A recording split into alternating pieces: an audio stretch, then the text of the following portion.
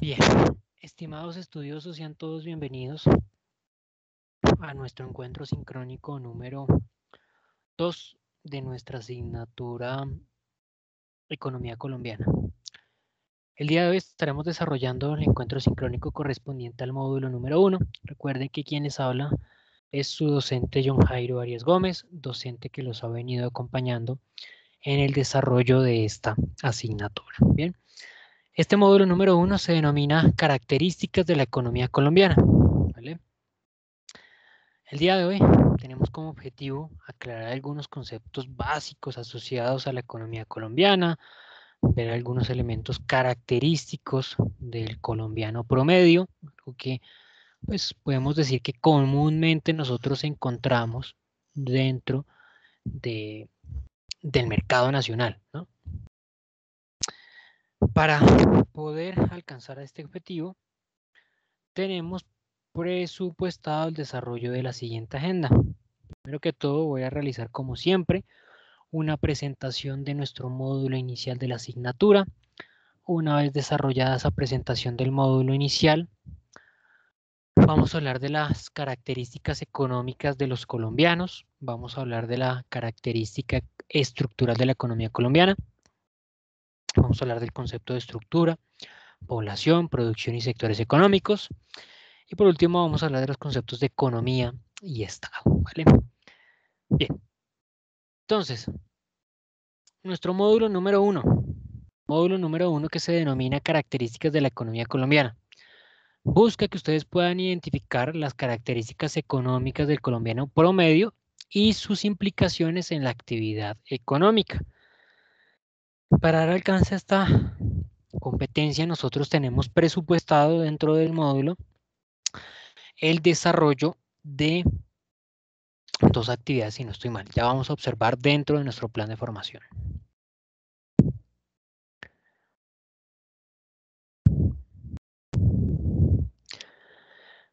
Bien, inicialmente, bueno, recordemos, la actividad diagnóstica cerró el día de ayer. Creo que ustedes ya tienen conocimiento al respecto, saben que la actividad diagnóstica no tiene ninguna incidencia sobre su posible aprobación o reprobación del curso, no se preocupen. Si de pronto por algún motivo alguno de ustedes no logró presentarla, ¿vale? Si no la alcanzó a presentar, no se preocupen. Posteriormente, nosotros evaluaremos la forma de, de, de validar la necesidad de presentación de esta actividad, pero como les digo, realmente esto no es necesario desarrollarlo. Preocúpese más bien del desarrollo de las demás actividades que sí hacen parte del criterio de evaluación del curso. ¿Qué actividades? Actividades 1 y 2. Actividad número 1, Foro de Evaluación de Economía Colombiana desde 1980 al día de hoy. Tiene un peso del 25% sobre la nota final del aula. Su apertura se dio desde el pasado 8 de noviembre, desde que dio apertura el curso, y tiene cierre programado para el próximo lunes 22 de noviembre a las 8 de la mañana. ¿Vale? Inmediatamente cuando cierre esta actividad se habilita la siguiente, corresponde a la actividad número 2, evaluación del módulo 1, actividad que también tiene un peso del 25% sobre la nota final del aula y actividad que tendrá un cierre a las 8 de la mañana del día lunes 6 de diciembre. ¿Vale? Por favor, cualquier duda, cualquier inquietud, novedad que quieran presentar, por favor escríbanme por medio del correo electrónico de la plataforma Canvas, ¿vale? Las mismas recomendaciones de siempre.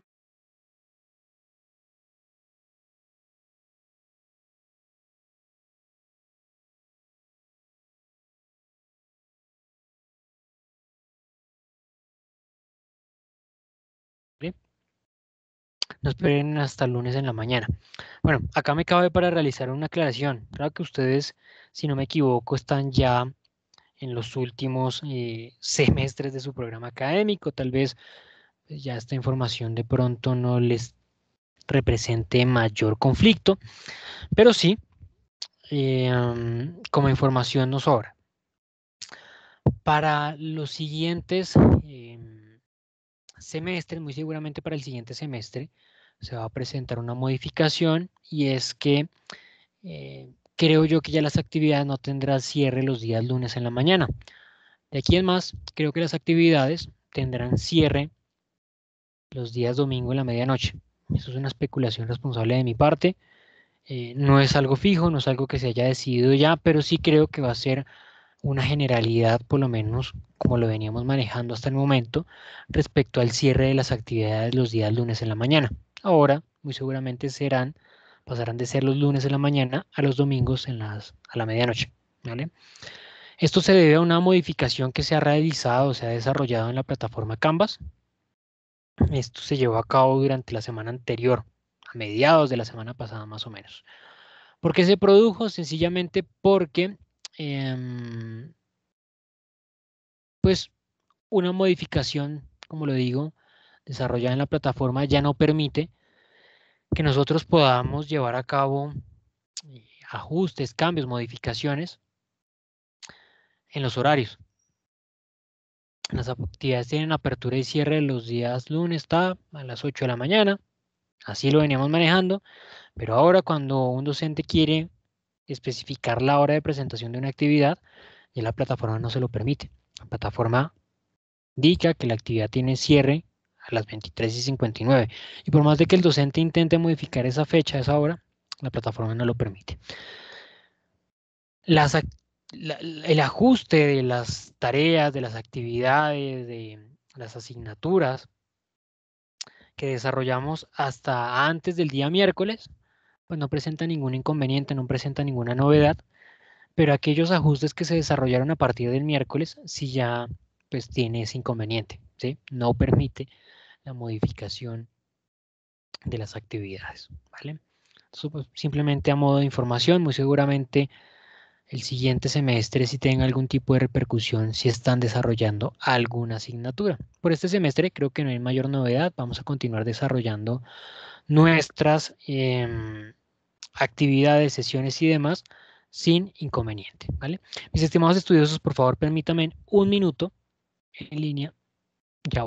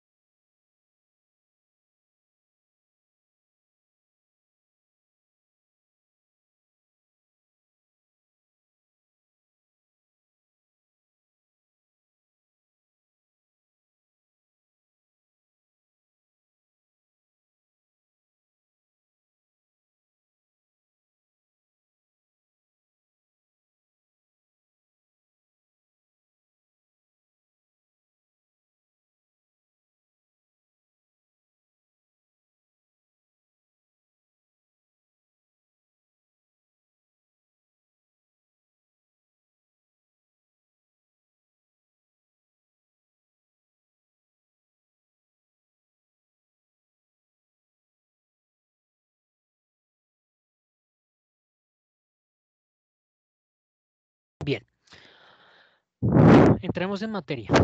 Características económicas de los colombianos. Vamos a leer algunos de los elementos que acá están mencionados para empezar a profundizar un poco en precisamente cuáles son esas características que normalmente tienen nuestros, eh, nuestra población promedio. Primero que todo,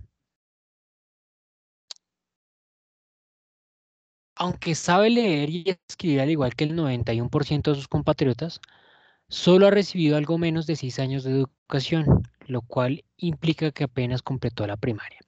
Esto es una característica normal del colombiano promedio, pero esto no es algo que nosotros podamos culpar al colombiano promedio, ¿no? Lastimosamente, históricamente, el acceso a la educación es bastante difícil, es bastante complejo y lo peor de todo, en muchas ocasiones no se aprovecha. Porque una de las discusiones que nosotros históricamente podemos presentar, dialogar, llevar a cabo, es sobre la oportunidad que se les debe dar a las personas, especialmente aquellas de escasos recursos, de acceder a la educación. Y está bien, claro que sí. Debe asegurarse el acceso a la educación para aquellos individuos, personas de escasos recursos.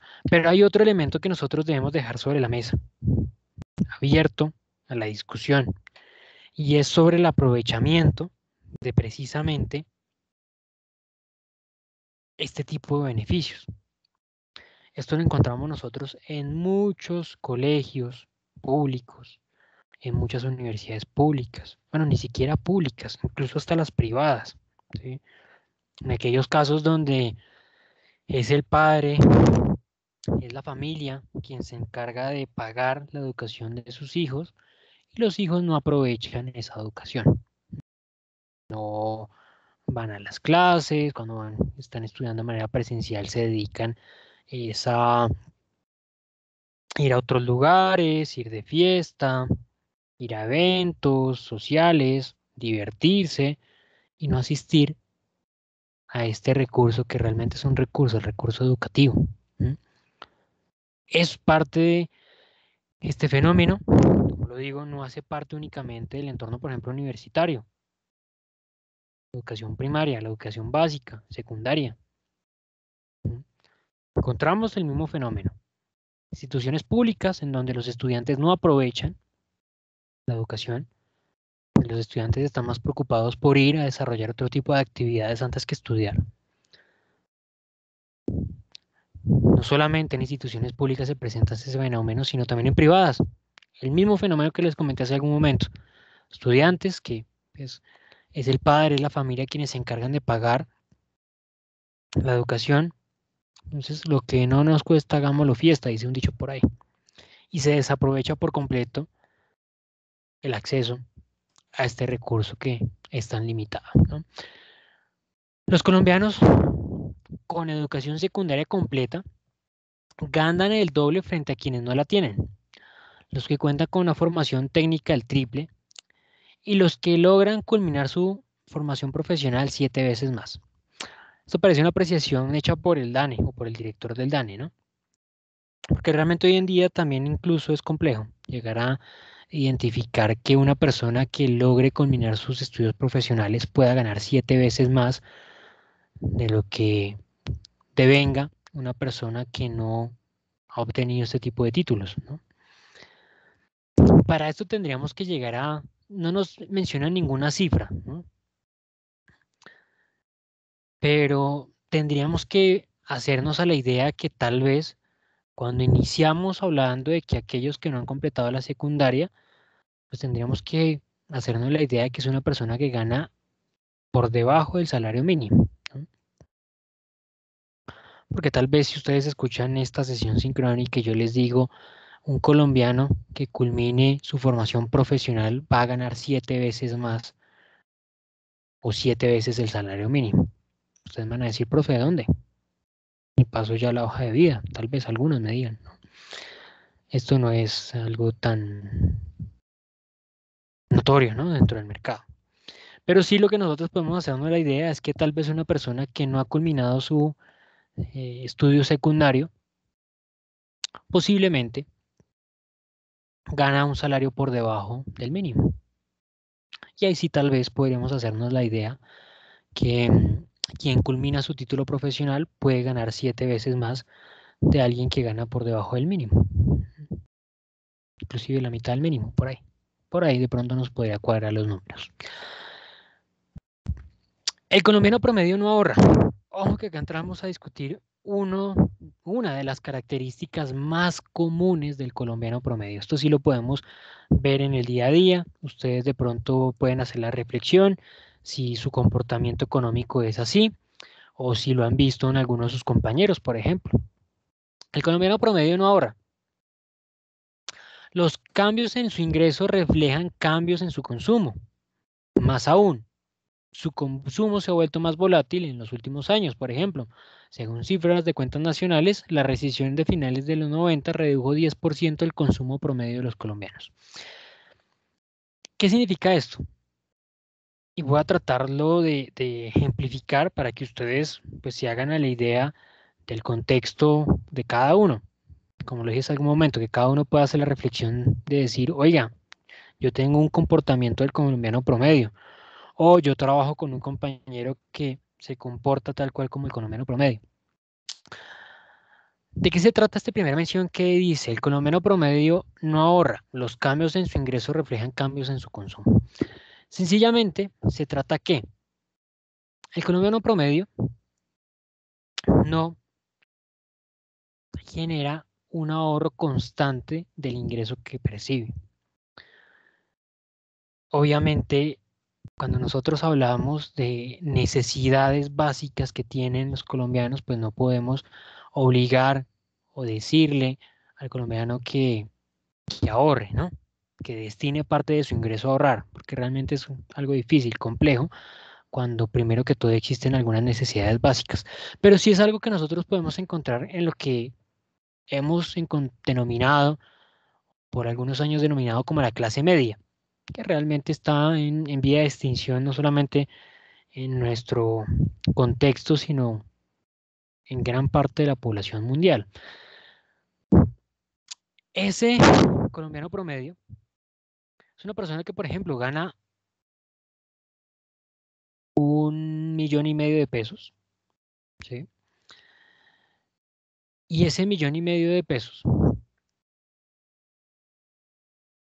lo gasta por completo, porque obviamente tiene que cubrir sus necesidades básicas. De 1,5 millones tiene que pagar, no sé, tal vez transportes, puede que se le vayan 300.000 por bajito. Le queda 1.200.000, de ese 1.200.000 en alimentación se le van la mitad, 600, le quedan 600.000. Si está estudiando, tiene que pagar tal vez una cuota mensual de 300, ya le quedaron tan solo 300.000. Y de esos 300.000, tiene que cubrir servicios, bueno, un montón de elementos asociados a gastos comunes, arrendamiento, servicios, ya hablamos de transporte, pero tal vez otro tipo de gastos, comunicación, telefonía móvil, cualquier tipo de gastos adicionales que tenga ese colombiano promedio. Sin tener en cuenta, por ejemplo, que haya tomado la mala decisión de adquirir una tarjeta de crédito, que no es otra cosa que endeudarse por mucho tiempo para pagar un elemento que se disfruta poco tiempo. Bueno, ¿qué es lo que pasa con el colombiano promedio? Ese colombiano que nos estamos imaginando que gana 1,5 millones, resulta que de un día a otro dejó de ganarse 1,5 millones y pasó a ganarse 2,5 millones. Y uno dice, oiga, ese colombiano promedio ganaba 1,5 millones, ahora va a ganarse 1 millón de pesos más. Ese 1 millón de pesos más que se va a ganar le va a permitir aliviar su vida un poquito, tal vez de deudas, demás, pero va a poder ahorrar. Va a poder ahorrar para que de aquí a mañana haga su emprendimiento, monte su negocio, trabaje para él mismo. Pues no, realmente el colombiano promedio, ¿qué creen ustedes que hace? Pasa de ganarse ese 1,5 millones. Resulta que antes se gastaba 500.000 en alimentación, comiendo en el corrientazo pues al ladito del trabajo. Pero resulta que como ahora se gana 1 millón más, pues bueno, de pronto pues ya no va al corrientazo de aquí al lado del trabajo, sino que puede ir al que queda 2 callecitas más allá, que el almuerzo no vale 8.000, sino que vale 12.000, pero pues es un poquito más rico, más grande. Resulta que ya no tiene el plan de telefonía móvil de 40.000, sino que ha puesto el de 60.000, que tiene más megas, mejor navegación, bueno. Total, antes se gastaba 1,5 millones, ahora se gasta los 2,5 millones y no ahorra. Y si ese mismo colombiano pasase de ganar esos 2,5 millones a ganarse 3,5 millones, uno dice, bueno, por fin, ahora sí, ya con esos 2,5 millones se está dando una mejor vida, mayores comodidades. Ahora, con ese millón de sobra que le va a quedar, ahora sí ahorrar. A finalizar el año va a tener 12 millones ahorrados. Pues nada, el comportamiento del colombiano promedio marca que, así como ganaba 1,5 millones, gastaba 1,5 millones, pasó a ganar 2,5 millones, gasta 2,5 millones, ahora que gana 3,5 millones, seguramente gastará 3.800 o 4, gastará incluso hasta de pronto más de lo que gana. Esto es una dinámica tradicional, como se dice, de este colombiano promedio. Su cambio en el ingreso refleja directamente su cambio en el consumo. Si gana más, gasta más. Esto es algo normal, sin pensar en su futuro. Es normal, bueno, no es normal, esa palabra no está bien utilizada allí. Es tradicional que el colombiano promedio viva en el día a día. No piensa en el futuro, no piensa en el mañana, sino viva en el hoy. ¿Sí? ¿Qué voy a hacer hoy? ¿Cuánto voy a gastar hoy? ¿Cuánto voy a ganar hoy? Mañana, no sé, mañana me preocupo por mañana. Hoy me preocupo por hoy. Eso es lo típico del colombiano promedio. Por eso no ahorra, por eso no piensa en el mañana, por eso no piensa que de pronto mañana necesita de otro ingreso adicional, otro ingreso distinto. Entonces, por eso el cambio en el ingreso, directamente él lo piensa en un cambio en el consumo. Gano hoy más, voy a gastar más. Muy poco porcentaje de colombianos ahorran. Y a modo de recomendación, cada individuo, cada persona debería ahorrar un 15%, por lo menos un 15% de su salario mensual para improvisos. Debería. ¿Qué características tiene entonces la estructura económica colombiana? Y primero que todo, nosotros debemos tener en cuenta o aterrizar un poco de qué se trata ese concepto de estructura. Una estructura es un conjunto de partes que están interrelacionadas una con otra, ¿sí? Están amarradas una con otra, lo que significa que si alguna de ellas tiene alguna mutación, repercute en las demás. Todas estas interrelaciones forman un conjunto. La economía de un país puede considerarse una estructura, algo a lo que se le denomina estructura económica. Los análisis de estructura se interesan en los recursos básicos de un país, en el crecimiento de su población y sus movimientos, en las características básicas del mercado, en la división de sectores y ramas de la actividad productiva, en el papel y funciones que ejerce el Estado en el plano económico, en el nivel tecnológico y productividad existente, entre muchos otros, como también entre la educación, ¿vale? Significa que ese concepto de estructura determina que cualquier mutación que se presente en el entorno, en el mercado, repercute directamente en los demás. Directamente. Por eso se habla se repite y se repite, pero realmente no se concibe a qué se hace referencia con ese concepto de reactivación económica. No, es que la reactivación económica, ya muchos la asocian, es que no, es que van a abrir los bares. No, que es que la reactivación económica, que es que van a abrir el estadio por completo, que es lo uno y que es lo otro. La reactivación económica va muchísimo más allá, ¿sí?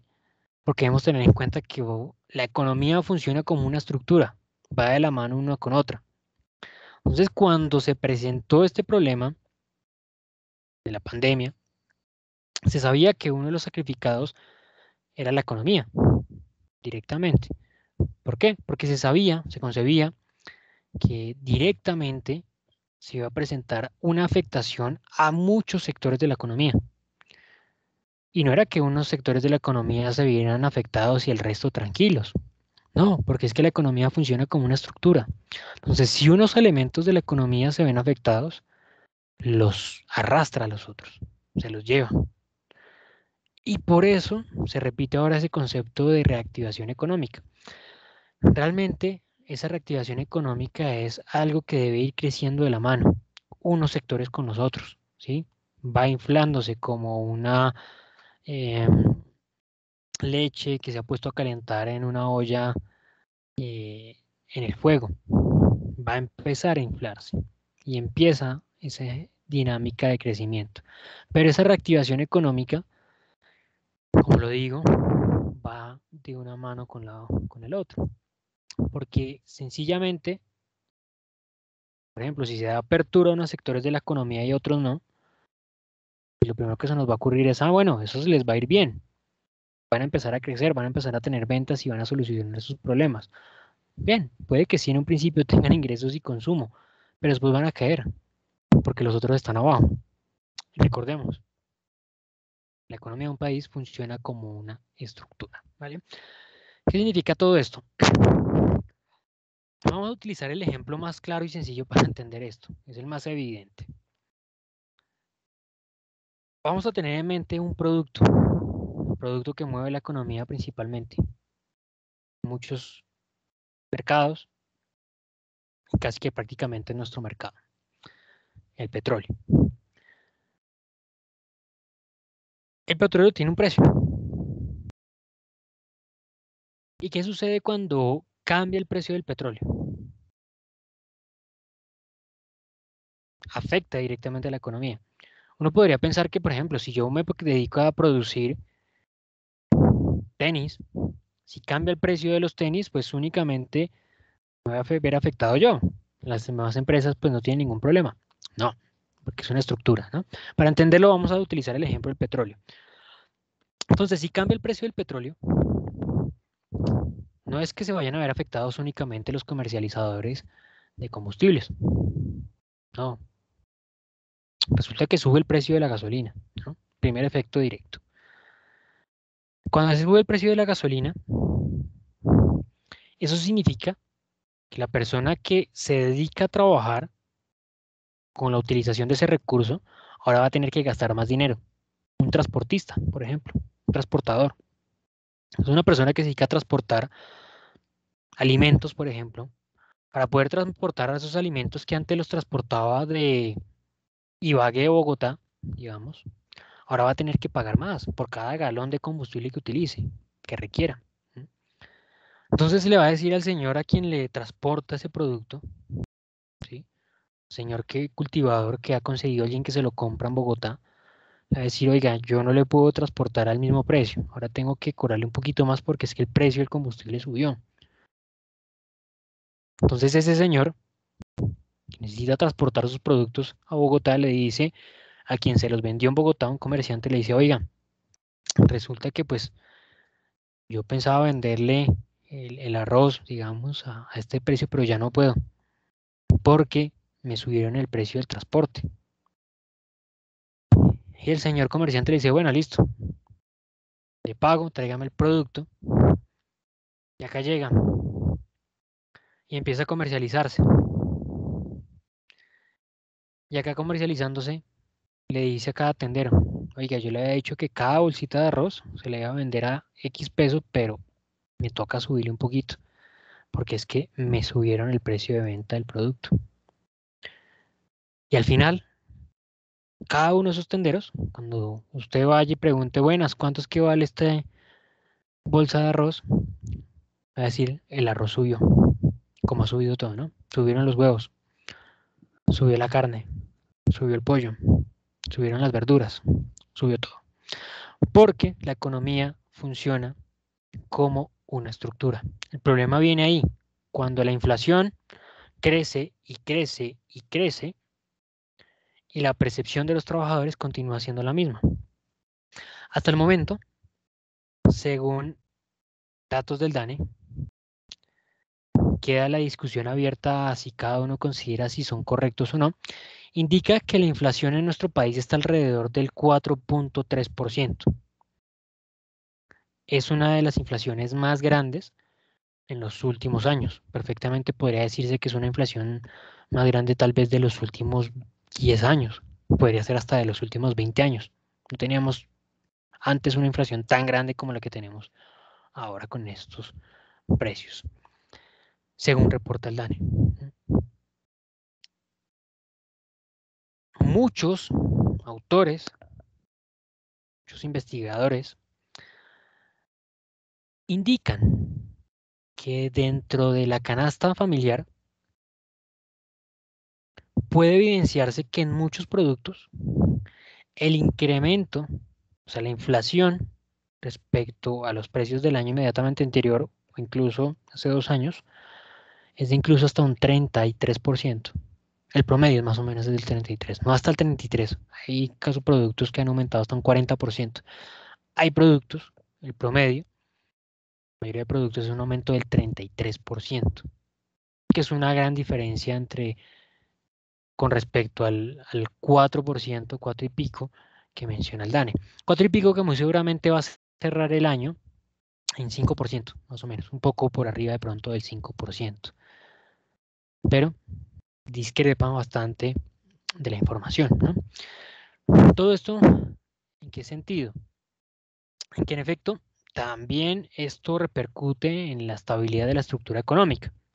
Si todos los precios suben y el ingreso de quienes consumen no sube, pues sencillamente la persona o el común denominador de la gente cada vez le va a alcanzar menos para comprar. Entonces vamos a empezar a ver miles y miles de mercados, de tiendas, de empresas, de organizaciones que producen productos y no tienen a quién vendérselos, porque la gente no va a tener plata para comprar. Bien. Segundo concepto importante, la población. Y este es un elemento muy importante a analizar dentro de la economía de un país. La cantidad de la población y su edad, su nivel educativo y los salarios. ¿Por qué los salarios? En dos perspectivas. Uno, para ver si es barato mandar a producir allá. O dos, también si la gente tiene con qué comprar. Acá voy a utilizar un ejemplo que no a muchos les gusta, pero pues verás. Primero, les cito una experiencia de vida. Yo hace algún tiempo trabajaba en Despegar.com, agencia de viajes multinacional, argentina. Bueno, realmente fue creada en los Estados Unidos por un argentino. En esa organización, hace unos años, estoy hablando más de 5 o 6 años, decidieron ellos centralizar su operación en Colombia. Nosotros nos llamó la atención y preguntamos, yo estaba en un área estratégica de la empresa y consulté, bueno, ¿por qué se tomó esta decisión de centralizar la operación en Colombia? Había un bonito discurso que decía, lo que pasa es que, por ejemplo, en la atención al servicio al cliente en Colombia, la forma de hablar de los colombianos es muy respetuosa, el acento neutro que tienen, pues eso facilita el entendimiento de personas en otros países. Por ejemplo, si nosotros tuviésemos nuestro punto de atención en Chile, pues personas de Colombia, Perú, Venezuela, México no le entenderían al chileno, ¿sí? Por su forma de hablar. En cambio, al colombiano no hay ningún inconveniente. En todos los mercados le entienden. Entonces nosotros decíamos, ah, bueno, oiga, qué interesante, qué chévere, qué bonito. Realmente eso era por un lado. Realmente cuando pudimos evidenciar estados financieros en Uruguay, en el que daba la central financiera, porque eso fue lo que nosotros identificamos. Bueno, hubo unas operaciones que se centraron en Colombia, otras no, otras se quedaron en otros países. Bueno, en Uruguay habría un centro financiero de cobros y nosotros preguntamos, oiga, ¿por qué el centro de cobro está en Uruguay?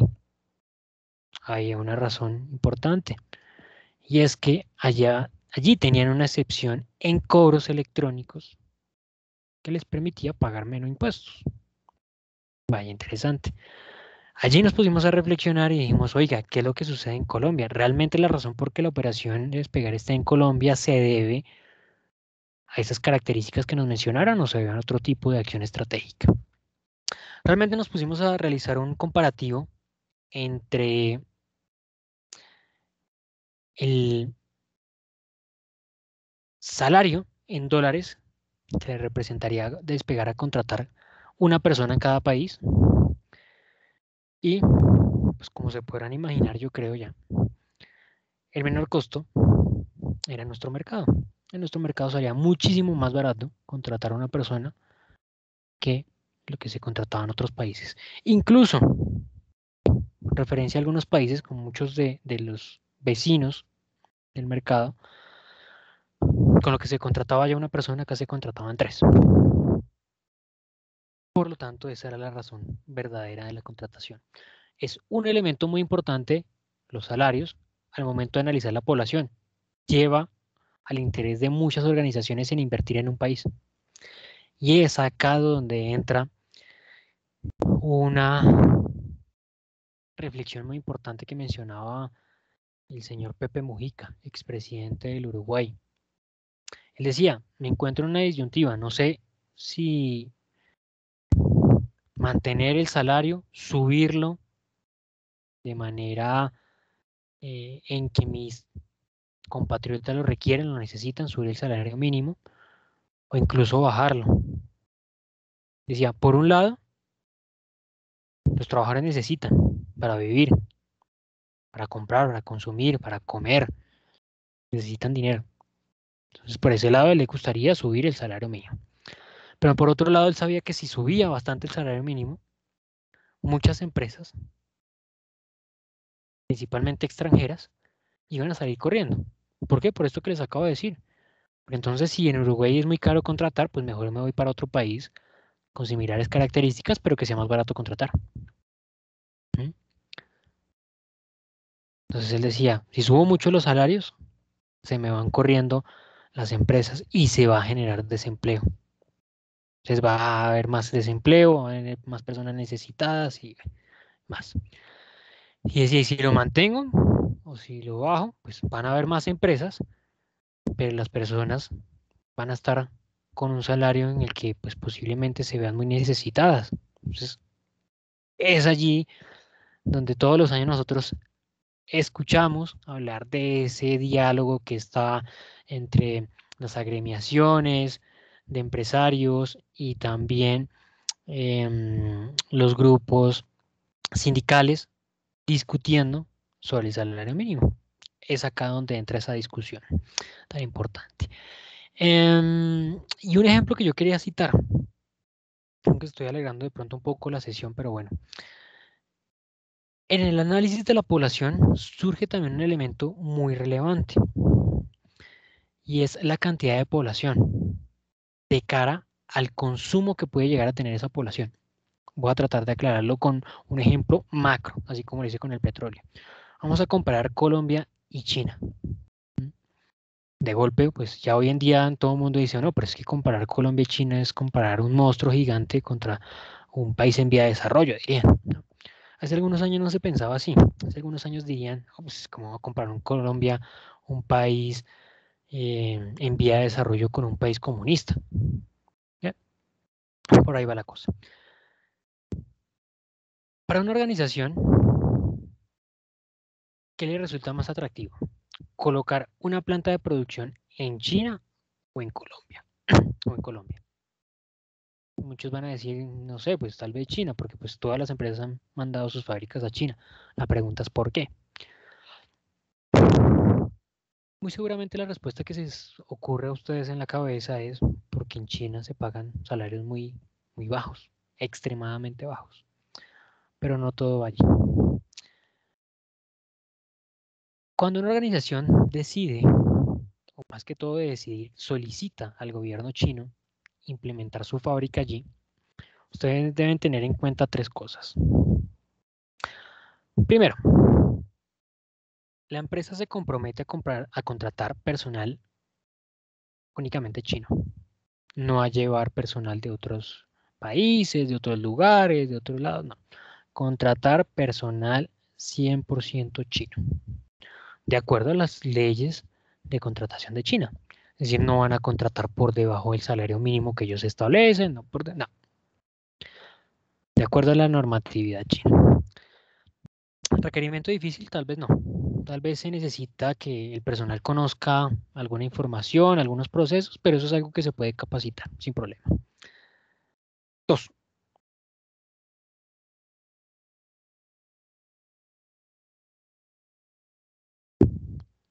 las organizaciones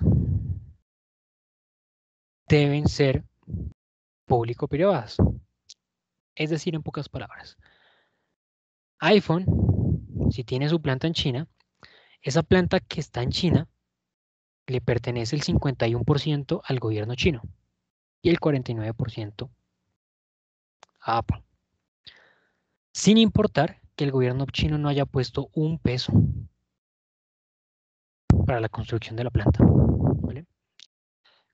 Y número tres, en dado caso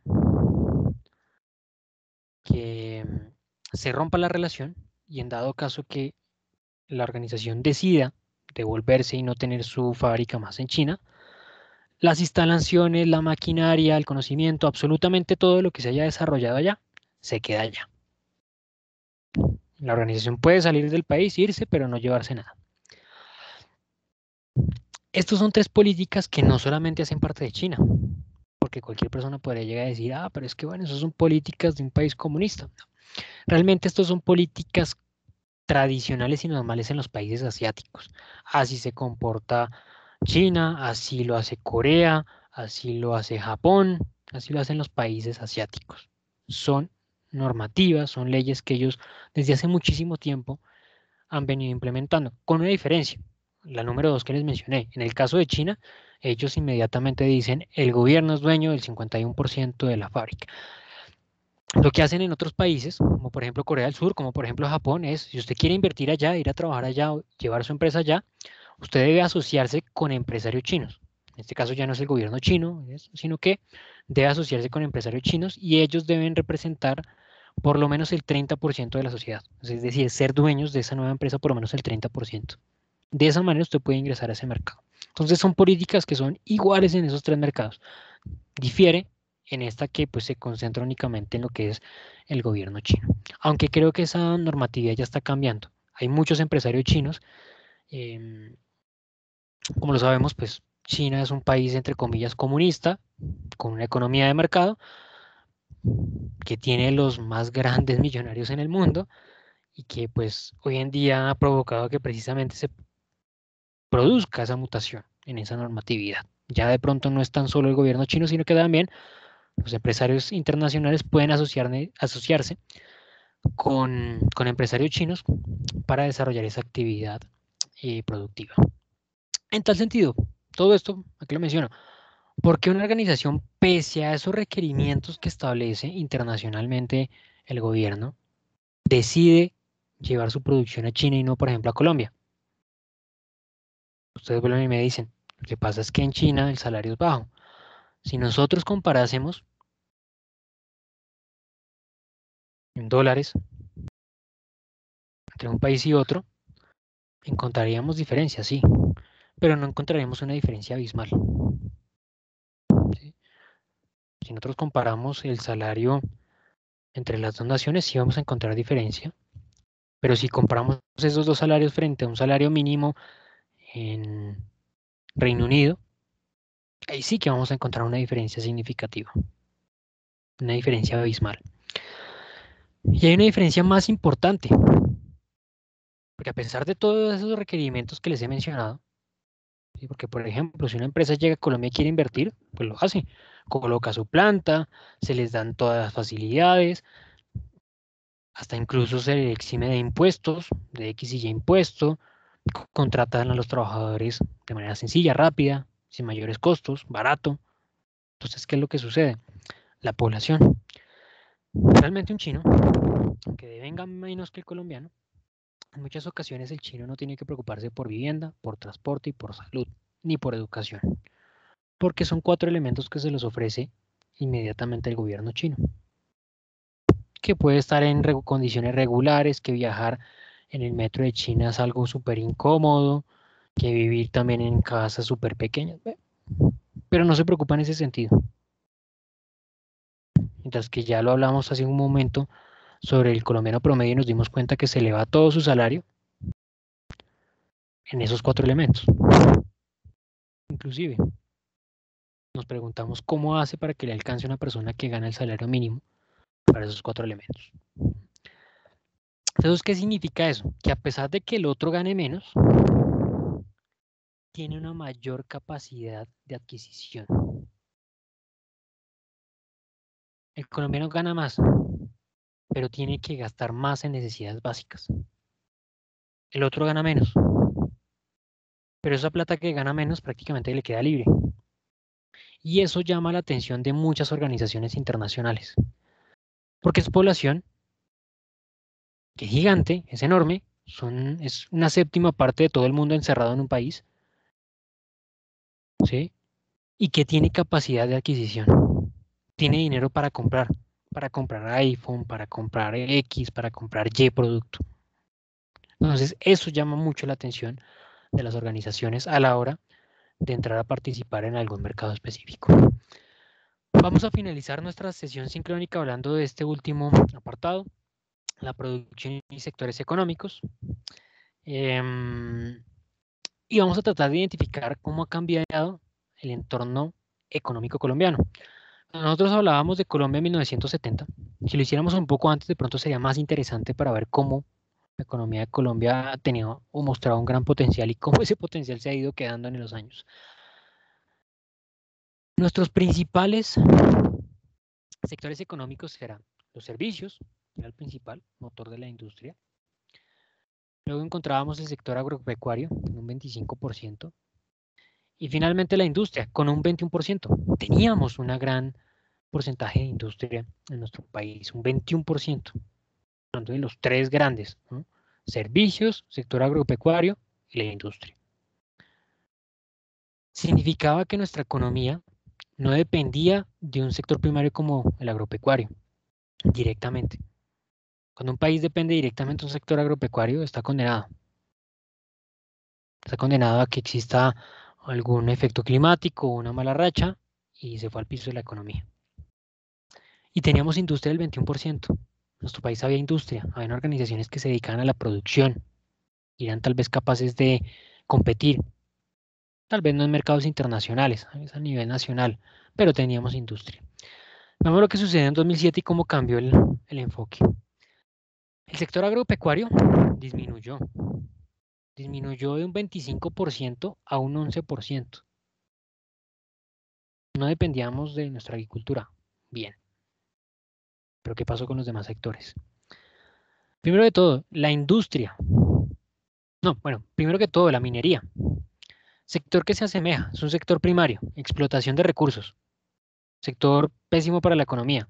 Puede que al corto plazo represente un incremento significativo en los ingresos.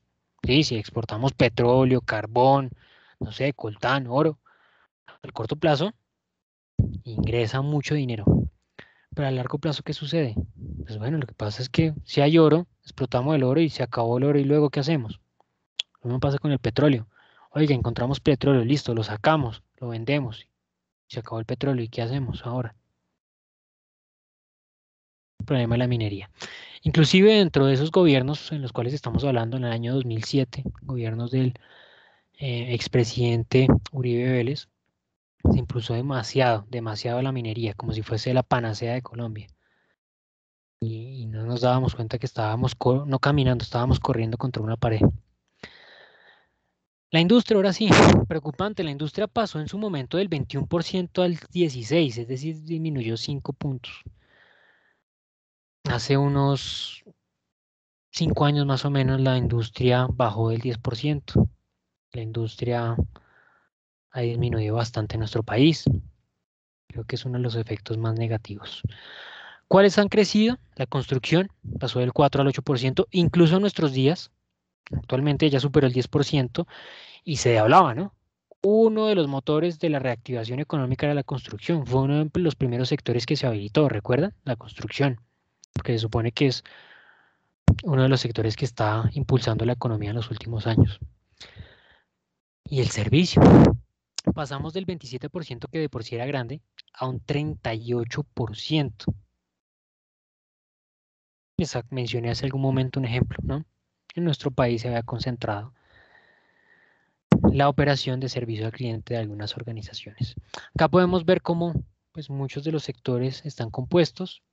Vamos a desarrollar tal vez más adelante en la siguiente sesión sincrónica un poco más a profundidad estos elementos. Nos quedará para la siguiente sesión sincrónica hablar un poco sobre lo que es economía y Estado, cómo las políticas y los lineamientos que establece el gobierno repercuten directamente en los resultados económicos que puede llegar a alcanzar un país, pero como muchos de estas decisiones políticas están principalmente determinadas por la corporatividad, ¿no? Por la corporatocracia, como ya se denomina desde hace muchos años, como algunas corporaciones específicas determinan el accionar y el funcionamiento de un país a partir de decidir cómo se desarrollan, cómo se definen y cómo se implementan algunas decisiones de tipo político-económico dentro de la nación. Mis estimados estudiosos, les agradezco muchísimo su participación, su atención. Les recuerdo que si presentan o si tienen alguna duda, alguna inquietud en la cual yo les pueda colaborar, no duden en escribirme por medio del correo electrónico de la plataforma Canvas. Yo voy a estar allí pendiente de resolver sus inquietudes, apoyarlos en su proceso de formación académica. Les agradezco mucho, les deseo una feliz tarde y nos estaremos encontrando nuevamente en la siguiente oportunidad. Muchas gracias y hasta pronto.